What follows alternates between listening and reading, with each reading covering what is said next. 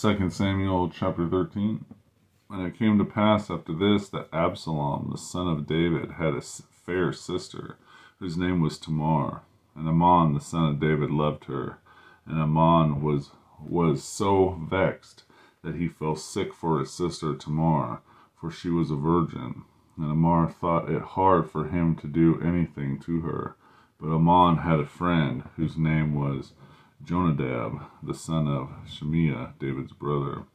And Jonadab was a very subtle man. And he said unto him, Why art thou, being the king's son, lean from day to day? Wilt thou not tell me? And Amnon said unto him, I love Tamar, my brother Absalom's sister. And Jonadab said unto him, Lay thee down on thy bed, and make thyself sick, and when thy father cometh to see thee, say unto him, I pray thee, let my sister Tamar come and give me meat, and dress the meat in my sight, that I may see it, and eat it at her hand. So Amnon lay down, and made himself sick. And when the king was come to see him, Amnon said unto the king, I pray thee, let Tamar my sister come, and make me a couple of cakes in my sight, that I may eat at her hand. Then David sent home to Tamar, saying, Go now to thy brother at Amnon's house, and dress him meat.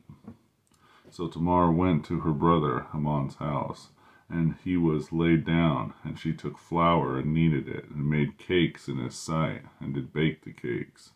And she took a pan and poured them out before him, but he refused to eat. And Amnon says, Have out all the men for me. And they went out, every man from him. And Amnon said unto Tamar, Bring the meat into the chamber, that I may eat of thine hand. And Tamar took the cakes which she had made, and brought them into the chamber of Amnon, her brother. And when she had brought them unto him to eat, he took a hold of her, and said unto her, Come lie with me, my sister. And she answered, Nay, my brother, do not force me, for no such thing ought to be done in Israel. Do not thou this folly. And whither shall I cause my shame to go? As for thee, thou shalt be as one of the fools in Israel. Now therefore I pray thee, speak unto the king, for he will not withhold me from thee. Howbeit he would not hearken unto her voice, but being stronger than she, forced her, and lay with her.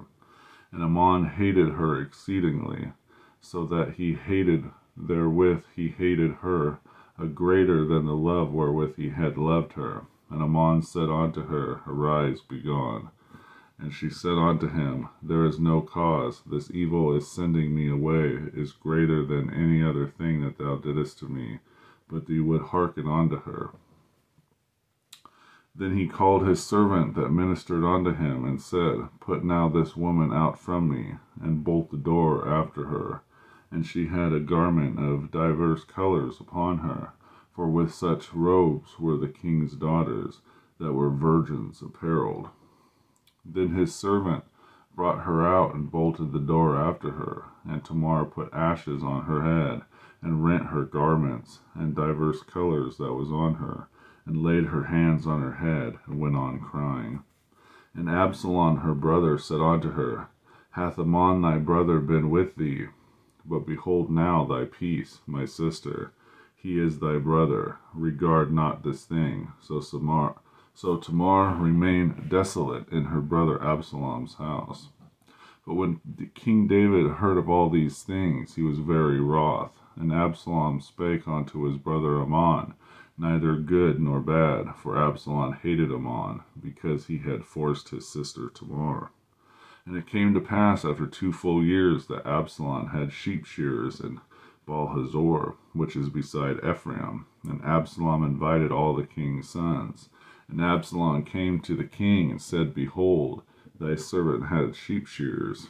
Let the king, I beseech thee, and his servants go with thy servants. And the king said to Absalom, Nay, my son, let us not all now go, lest we be chargeable unto thee. And he pressed him. Howbeit he would not go, but blessed him. Then said Absalom, If not, I pray thee, let my brother Amnon go with us. And the king said unto him, Why should we go with thee? But Absalom pressed him, that he let Ammon, all the king's sons, go with him. Now Absalom had commanded his servants, saying, Mark ye now, Ammon's heart is merry with wine. And when I say unto you, smite Ammon and kill him, fear not. Have not I commanded you? Be courageous and be valiant. And the servants of Absalom did unto Ammon as Absalom had commanded.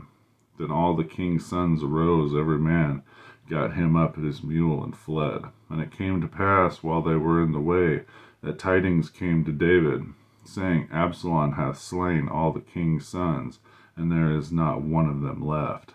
Then the king arose, and tare his garments, and lay on the earth, and all the servants stood by with their clothes rent. And Jonadab, the son of Shemaiah, David's brother, answered and said, Let not my lord's purpose that they have slain all the young men of the king's sons, for Ammon only is dead. For by the appointment of Absalom this hath been determined from the day that he forced his sister Tamar.